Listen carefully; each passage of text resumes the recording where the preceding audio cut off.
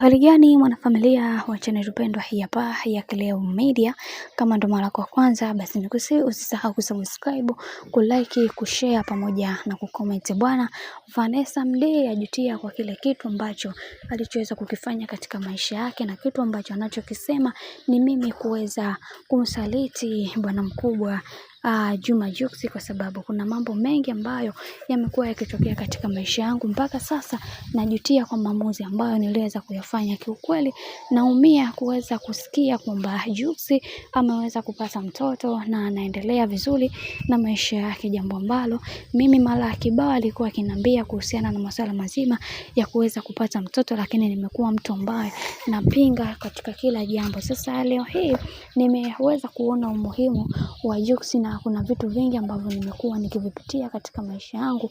Kiukweli naumia sana kuweza kuona haya yanayoendelea, lakini sina namna na nimeshakubaliana na matokeo, ila kiuhalisia na kiukweli naumia sana kuweza kuona maisha yangu yakiwa katika migogoro na mikakati isiyokuwa imara. Kiukweli mimi nitapambana kuweza kuhakikisha kila kitu kinakwenda kuwa sawa, na pia kuna mambo mengi ambayo yamekuwa yakienea katika mitandao ya kijamii, na mimi binafsi nitahakikisha kila linalotokea katika maisha liweze kuwa na misingi na mikakati iliyo bora, kwa sababu kuna vitu vingi ambavyo vipo katika maisha na wengi wao wanatamani kuweza kuona haya yanayoendelea yawe katika mihangaiko ambayo iliyo imara, na pia kuna vitu vingi ambavyo watu wengi wanatamani kuweza kuelewa na kutambua ni namna gani ambavyo watakavyoweza kusolve matatizo yao. Sasa leo hii tumeweza kuona ni namna gani Vanessa anajutia kwa kile kitu ambacho alichoweza kumfanyia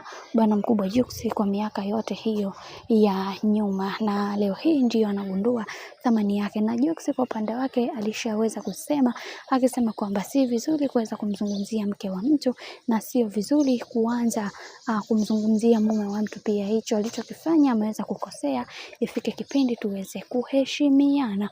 Hayo ndio mambo pekee ambayo aliweza kuyasema kaka yetu kipenzi Jux, na akionyesha msimamo wake wa hali ya juu kwa haya ambayo yanayoendelea kwa kipindi hiki.